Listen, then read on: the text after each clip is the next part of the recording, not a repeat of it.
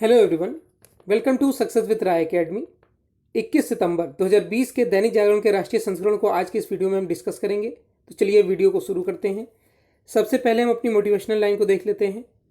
अभिमान नहीं होना चाहिए कि मुझे किसी की ज़रूरत नहीं पड़ेगी, और यह वहम भी नहीं होना चाहिए कि सबको मेरी ज़रूरत पड़ेगी।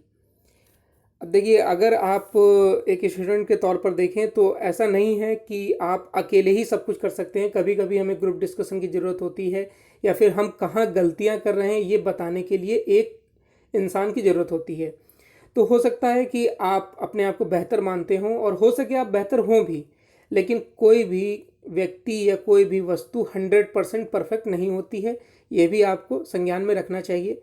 हाँ, अगर आप गलतियां करते हैं, और हो सके आप गलतियां करते भी हों, तो इसलिए एक व्यक्ति या एक ग्रुप ऐसा होना चाहिए जो आपकी गलतियों को बताए। और आपको ये वहम भी नहीं होना चाहिए कि मेरी ज़रूरत सबको पड़ेगी। यानी कि ऐसा नहीं है कि आप इंटेलिजेंट हैं, या आप किसी चीज़ में पढ़ने में तेज हैं, या आपको किसी चीज़ की जानकारी है, तो आपके बिना वो कार्य नहीं हो सकता है। ये भी आपके अंदर वहम नहीं होना चाहिए, क्योंकि सभी व्यक्ति प्रयास करते हैं सफल होने का। हो सके उनकी जानकारी आपसे कम हो, लेकिन फिर भी अगर वो मेहनत करेंगे तो वो भी आपकी तरह जानकारी जुटा सकते हैं। इसलिए आपको ये भी वहम नहीं होना चाहिए कि कोई व्यक्ति या कोई भी ग्रुप स्टडी या कोई भी क्वेश्चन आपके बिना नहीं हो सकता है। तो इन सब चीज़ों से बचें और अपनी तैयारी करते रहें। चलिए अब आज के न्यूज़पेपर को शुरू करते हैं। सबसे पहले नेशनल न्यूज़। 3 नेशनल न्यूज़ है हमारे लिए। पहली न्यूज़ है कि सियासी रार में मर्यादाएं तार तार, राज्यसभा में तोड़े गए माइक, फाड़ी गई रूल बुक, 2 कृषि विधेयक पारित।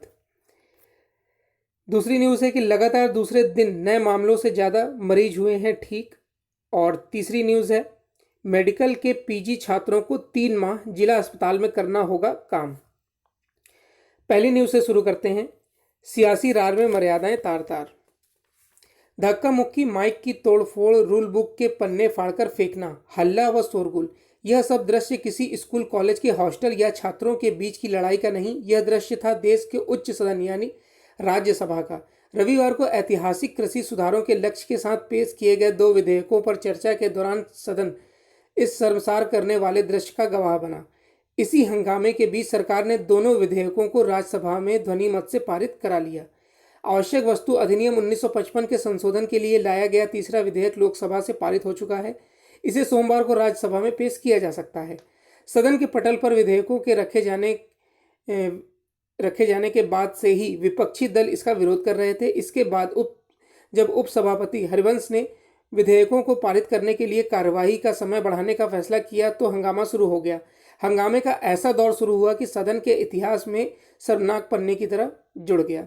कृषि मंत्री नरेंद्र सिंह तोमर ने इससे पूर्व राज्यसभा में अपने संक्षिप्त जवाब में कहा कि खेती पर एकांकी नजरिए से किसानों का भला नहीं होगा। नए कानून से एमएसपी पर कोई फर्क नहीं आएगा। किसानों को एमएसपी आगे भी मिलता रहेगा। विधेयकों पर विपक्ष के विरोध को तोमर ने राजनीतिक करार दिया और कहा कि प्रधानमंत्री ने 6 साल में किसानों के लिए एमएसपी में हर मौसम में बढ़ोतरी के साथ ही उनकी आय दोगुनी करने की दिशा में कई अहम कदम उठाए हैं। दूसरी न्यूज़ पर आते हैं। दूसरी न्यूज़ है लगातार दूसरे दिन नए मामलों से ज़्यादा मरीज हुए ठीक। कोरोना महामारी के खिलाफ लड़ाई की तस्वीर बदल रही है। अभी तक रोजाना वायरस से संक्रमित होने वाले लोगों की संख्या ज़्यादा होती थी और ठीक होने वालों की कम, लेकिन पिछले 2 दिनों में मामला उल्टा हो गया है। अब नए मरीजों से अधिक संख्या में लोग ठीक हो रहे हैं। रविवार को 92,000 नए केस मिले तो 94,000 से अधिक मरीजों के ठीक होने की खबर मिली है।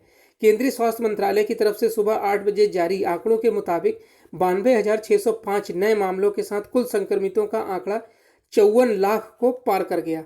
इस दौरान 94,612 मरीज ठीक भी हुए और अब तक कोरोना से उबरे लोगों का आंकड़ा 43 लाख से अधिक हो गया है। इस तरह मरीजों के स्वस्थ होने की दर 80% पर पहुंच गई है। 1,133 नए मौतों से कोरोना महामारी के चलते जान गंवाने वालों की संख्या भी 86,752 हो गई है। 10.10 लाख सक्रिय मामले रह गए हैं। भारतीय चिकित्सा अनुसंधान परिषद के मुताबिक शनिवार को देश भर में कुल 12,06,000 से अधिक नमूनों की जांच की गई है। नेक्स्ट न्यूज़ है मेडिकल के पीजी छात्रों को 3 माह जिला अस्पताल में करना होगा काम। देश भर के मेडिकल कॉलेज में व्यापक विशेषज्ञता में एमडी या एमएस कर रहे सभी परास्नातक छात्रों को शैक्षणिक सत्र 2020-21 के पाठ्यक्रम के तहत रोटेशन के आधार पर 3 महीने के लिए अनिवार्य रूप से जिला अस्पतालों में सेवाएं देनी होंगी। ये स्टेशन पीजी कार्यक्रम के तीसरे, चौथे और 5वें सेमेस्टर में होगा। भारतीय चिकित्सा परिषद के स्थान पर गठित बोर्ड ऑफ गवर्नेंस की ओर से जारी अधिसूचना के मुताबिक इस रोटेशन को डिस्ट्रिक्ट रेजिडेंसी प्रोग्राम यानी डीआरपी कहा जाएगा और इसमें शामिल होने वाले पीजी मेडिकल छात्र डिस्ट्रिक्ट रेजिडेंस कहलाएंगे। परास्नातक चिकित्सा शिक्षा संशोधन नियमों 2020 के मुताबिक संबंधित परास्नातक पाठ्यक्रम की अंतिम परीक्षा में सम्मिलित होने के लिए डिस्ट्रिक्ट रेजिडेंसी प्रोग्राम को संतोषजनक तरीके से पूरा करना अनिवार्य होगा। तो ये नेशनल पेज की 3 न्यूज़ थी। अब नेक्स्ट पेज पर आते हैं। नेक्स्ट पेज है हमारा इंटरनेशनल पेज। इंटरनेशनल पेज में हमारे लिए 2 न्यूज़ है। पहली न्यूज़ है कि टिकटॉक के कारोबार को ट्रंप का साथ, अमेरिकी कारोबार को ओरेकल और वॉलमार्ट के बीच संभावित करार को दी मंजूरी। और दूसरी न्यूज़ है चीन की दबंगई, नेपाल की सीमा में अवैध इमारतें बनाई। पहली न्यूज़ से शुरू करते हैं। राष्ट्रपति डोनाल्ड ट्रंप ने टिकटॉक के अमेरिकी कारोबार को लेकर ओरेकल और वॉलमार्ट के बीच होने वाले प्रस्तावित सौदे को सैद्धांतिक मंजूरी प्रदान कर दी है। अगर यह सौदा परवान चढ़ता है तो इसके तहत न केवल नई अमेरिकी कंपनियां बनेंगी बल्कि 25,000 नई नौकरियां भी सृजित होंगी। सौदे के तहत टिकटॉक अमेरिकी युवाओं की शिक्षा के लिए अब 5 अरब अमेरिकी डॉलर लगभग 37,000 करोड़ रुपए का अनुदान भी देगा। अमेरिका ने सुरक्षा कारणों के चलते टिकटॉक को प्रतिबंधित किए जाने वाले ऐप की सूची में रखा है। दूसरी न्यूज़ है चीन की दबंगई, नेपाल की सीमा में अवैध इमारतें बनाई। चीन की चालबाजी देखिए, जो नेपाल दोस्ती के गीत गुनगुना रहा है, चीन उसी की जमीन हड़प रहा है। चीन ने नेपाल के हुमला क्षेत्र में अवैध कब्जा कर 9 इमारतें खड़ी कर ली हैं। नेपाली मीडिया में चीनी घुसपैठ की तस्वीरें आने के बाद प्रधानमंत्री केपी शर्मा ओली दबाव में आ गए हैं। बहरहाल इसकी जानकारी गृह और विदेश मंत्रालय को दी गई है। नेपाल की वेबसाइट खबर हब के मुताबिक हुमला के सहायक मुख्य जिला अधिकारी दल बहादुर हमाल ने स्थानीय मीडिया की खबरों के आधार पर जिले के सुदूर लापचा लिमी क्षेत्र का दौरा किया। 30 अगस्त से 9 सितंबर के बीच इस निर्माण के दौरान उन्हें नेपाल की जमीन पर चीन की 9 इमारतें दिखी हैं। तो ये इंटरनेशनल पेज की 2 न्यूज़ थी। अब नेक्स्ट पेज पर आते हैं। नेक्स्ट पेज है बिजनेस पेज। बिजनेस पेज में 3 न्यूज़ हैं। पहली न्यूज़ है जीएसटी क्षतिपूर्ति का विकल्प नहीं चुनने वाले राज्यों पर संकट। क्षतिपूर्ति के तहत पहले विकल्प को 21 राज्यों से मिली मंजूरी। दूसरी न्यूज़ है देरी की वजह से 432 इंफ्रा परियोजनाओं की लागत बढ़ी। तीसरी न्यूज़ है कारोबार को लेकर बढ़ रहा उद्यमियों का भरोसा। पहली न्यूज़ से शुरू करते हैं।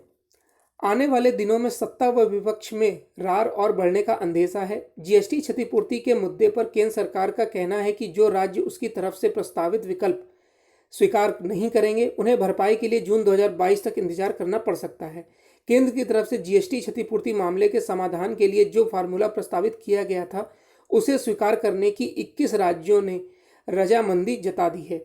इसमें सभी भाजपा शासित राज्य या भाजपा के समर्थन से चलने वाली राज्य सरकारों के अलावा सिर्फ एक कांग्रेस शासित राज्य पुडुचेरी है।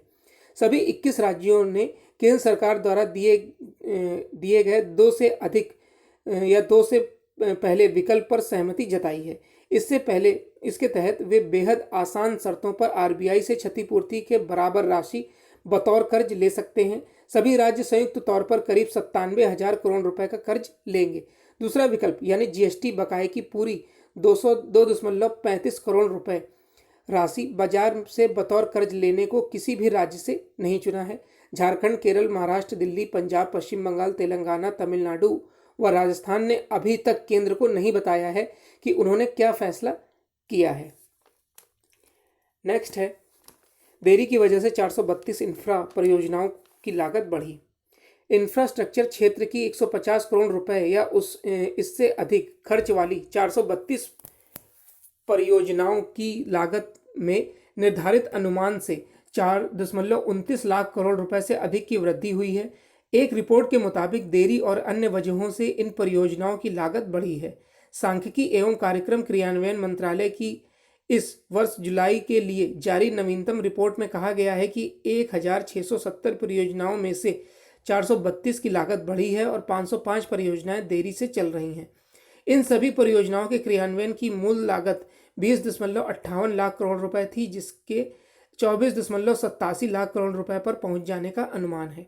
रिपोर्ट के मुताबिक इस वर्ष जुलाई तक इन परियोजनाओं पर 11.51 लाख करोड़ रुपए से अधिक खर्च हो चुका है, जो कुल अनुमानित लागत का 46.28% है। रिपोर्ट में 945 परियोजनाओं के चालू होने की तिथि के बारे में कोई जानकारी नहीं दी गई है। नेक्स्ट है, कारोबार को लेकर बढ़ रहा उद्यमियों का भरोसा। लॉकडाउन लगभग खत्म होने के बाद इकोनॉमी को पटरी पर लाने के प्रयासों का असर दिखने लगा है। दूसरी तिमाही यानी जुलाई से सितंबर के लिए उद्यमियों के कारोबार भरोसा बहाली सूचकांक में पहली तिमाही के मुकाबले 9.3% की बढ़ोतरी देखी गई है। दूसरी तिमाही में BCI 50.3% के स्तर पर पहुंच गया है, जबकि चालू वित्त वर्ष की पहली तिमाही में यह 41% पर था।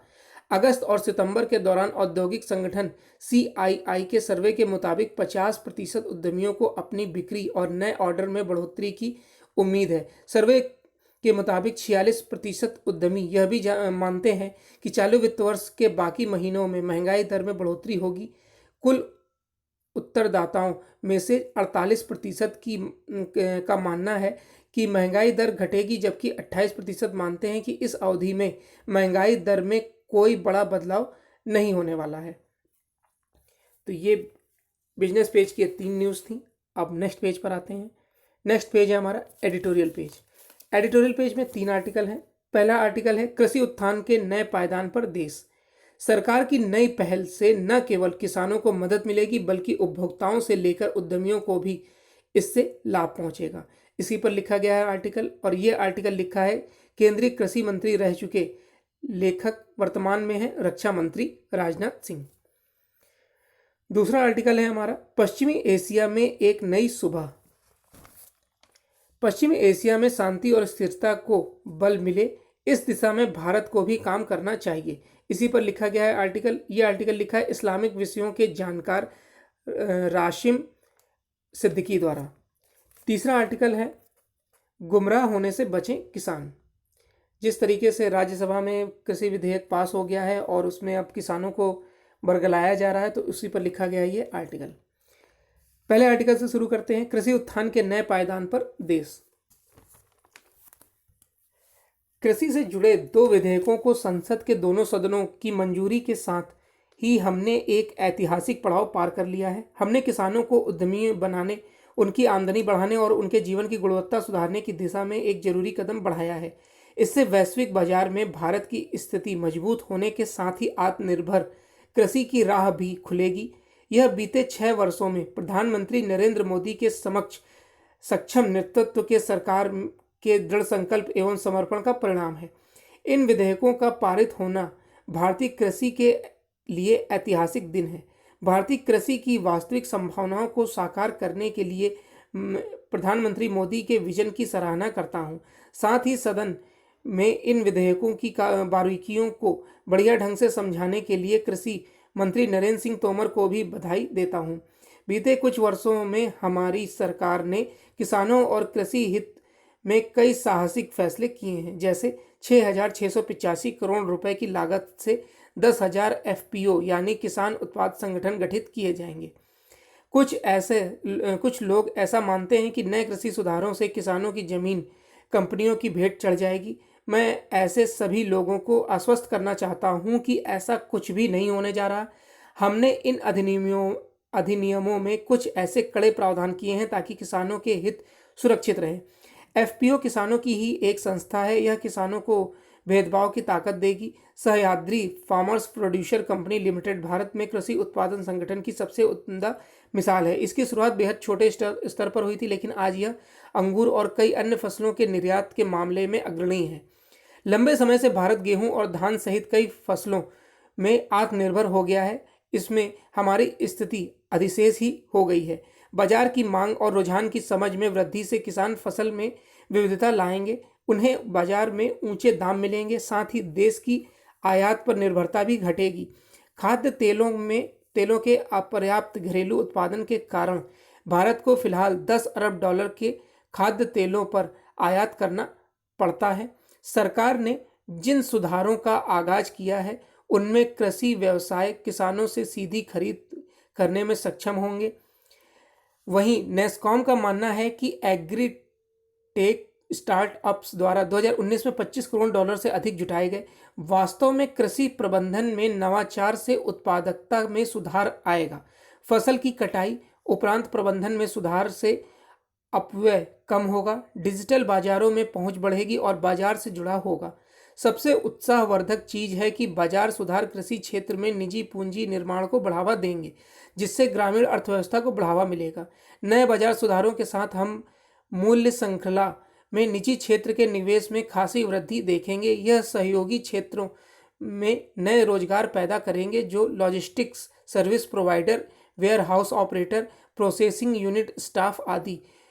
हम बहुजन हितकारी कृषि कार्य भी देखेंगे, जैसे ग्रामीण क्षेत्रों के बच्चे अब खरीद और विपणन के लिए एफपीओ, सीईओ या प्रबंधक बनने की ख्वाहिश रख सकते हैं।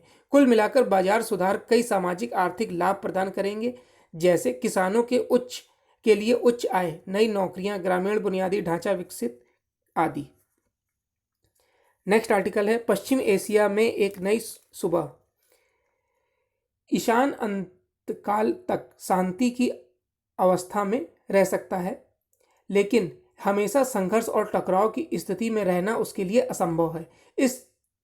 यह तथ्य समय की कसौटी पर बार बार खरा उतरा है। बीते माह 13 अगस्त को भी यह तब खरा उतरा जब संयुक्त अरब अमीरात यानी यूएई और इजराइल द्वारा शांति संघ की घोषणा की गई। इस संधि ने दोनों देशों के बीच राजनयिक संबंधों की स्थापना का मार्ग प्रशस्त किया। इस संधि की खास बात यह है कि इजराइल वेस्ट बैंक के हिस्सों का अधिग्रहण करने की अपनी योजना को स्थगित कर देगा। हालांकि इस पर इजराइल प्रधानमंत्री को अपने यहाँ विरोध का सामना करना पड़ा, फिर भी वह पीछे नहीं हटे। वैसे उन्होंने यह स्पष्ट नहीं किया कि वेस्ट बैंक के अधिग्रहण का निलंबन कितने समय तक के लिए है। यह कहना गलत न होगा कि अधिग्रहण न सिर्फ इस समझौते को बल्कि भविष्य में किसी भी अरब देश के साथ होने वाले समझौते को आघात पहुंचा सकता है। इस संधि के बाद यूएई के मुसलमान आसानी से यरूशलेम जा पाएंगे और उन जगहों को देख पाएंगे जिनकी इस्लाम में विशेष मान्यता है। इसमें मुख्य अल अक्सा मस्जिद है, जो इस्लाम के 3 सबसे पवित्र स्थलों में से एक है। इस द्विपक्षीय समझौते पर वाशिंगटन में 15 सितंबर को अमेरिकी राष्ट्रपति डोनाल्ड ट्रंप की उपस्थिति में हस्ताक्षर हुए। इसे अब्राहम एकॉर्ड के नाम से भी जाना जाता है। यह नामवर पैगाम इब्राहिम के नाम पर है। पैगंबर इब्राहिम एक ईश्वर धर्म ईसावादी, यहूदी और इस्लाम में बहुत बड़ा स्थान रखते हैं। मानव जाति के इतिहास में अनेक शांति संधियां हुई हैं। इसमें सबसे पहली शांति संधि 3000 साल पहले हित्तियों और मिस्रियों के बीच हुई थी। 15 साल के विनाशकारी संघर्ष के बाद दोनों पक्षों ने महसूस किया कि उन्हें लड़ाई से एकमात्र विकल्प शांति का मार्ग है। यूएई फारस की खाड़ी का पहला और विश्व का तीसरा मुस्लिम राष्ट्र है जिसमें इजराइल के साथ शांति समझौते पर हस्ताक्षर किए हैं। 1948 में इजराइल के जन्म के बाद अरब दुनिया और इजराइल के बीच सामंजस्य स्थापित करने के लिए 2 समझौते हुए थे। एक 1989 में मिस्र के साथ और दूसरा 1994 में जॉर्डन के साथ। इसके बावजूद अब्राहम समझौते को शांति के पक्ष में एक बड़ी सफलता के रूप में देखा जा रहा है। अभी तक अरब देशों और इजराइल के बीच शांति की कोई बड़ी पहल इसलिए नहीं हो सकी है क्योंकि पश्चिमी एशिया में सक्रिय कई गुट इस एक असंभव उसूल को पकड़े बैठे हैं कि शांति से पहले न्याय। इसके चलते न केवल भारी आर्थिक क्षति हुई बल्कि असंख्य लोगों की जान भी गई है। ऐसे में अब्राहम समझौता आशा की एक किरण है। इसमें पश्चिमी एशिया में स्थायी शांति की उम्मीद बढ़ाई जा रही है।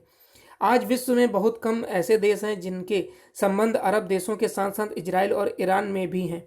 ऐसे में भारत की भूमिका और अहम हो जाती। प्रधानमंत्री नरेंद्र मोदी की कूटनीति के कारण भारत के संबंध इन सभी देशों से बहुत अच्छे हैं।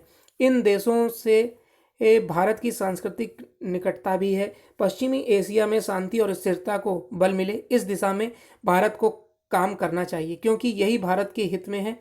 अब्राहम समझौता कामयाब हो, इसके लिए इतिहास की नकारात्मक घटनाओं को भूलना पड़ेगा। वास्तव में यह प्रत्येक समाज को तय करना होता है कि वह आने वाली पीढ़ियों के लिए क्या छोड़ना चाहते हैं। संघर्ष, गरीबी, निराशा या फिर आशा, शांति और प्रगति की एक नई राह है। अब नेक्स्ट आर्टिकल पर आते हैं। गुमराह होने से बचें किसान।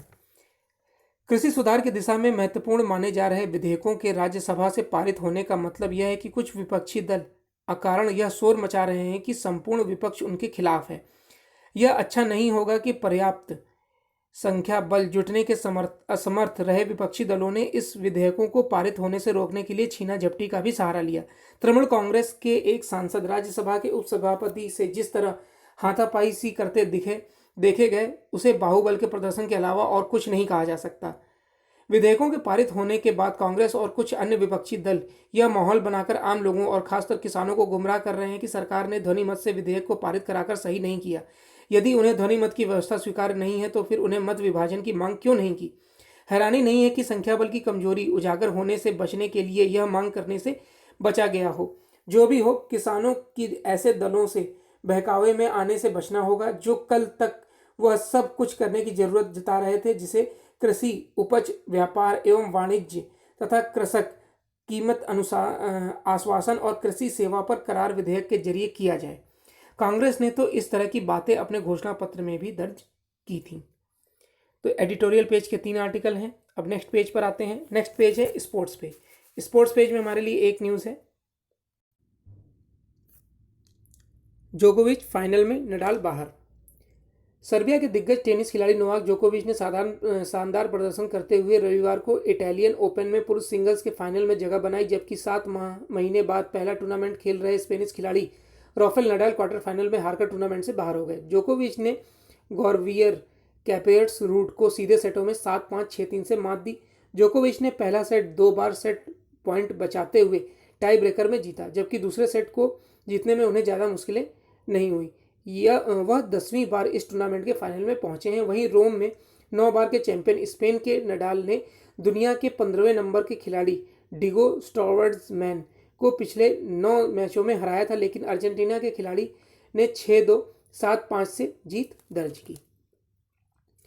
तो ये 21 सितंबर 2020 का दैनिक जागरण का राष्ट्रीय संस्करण था। आई होप आपको वीडियो अच्छा लगा होगा। अगर आपको वीडियो अच्छा लगा तो लाइक और शेयर कर दीजिएगा। वीडियो देखने के लिए धन्यवाद।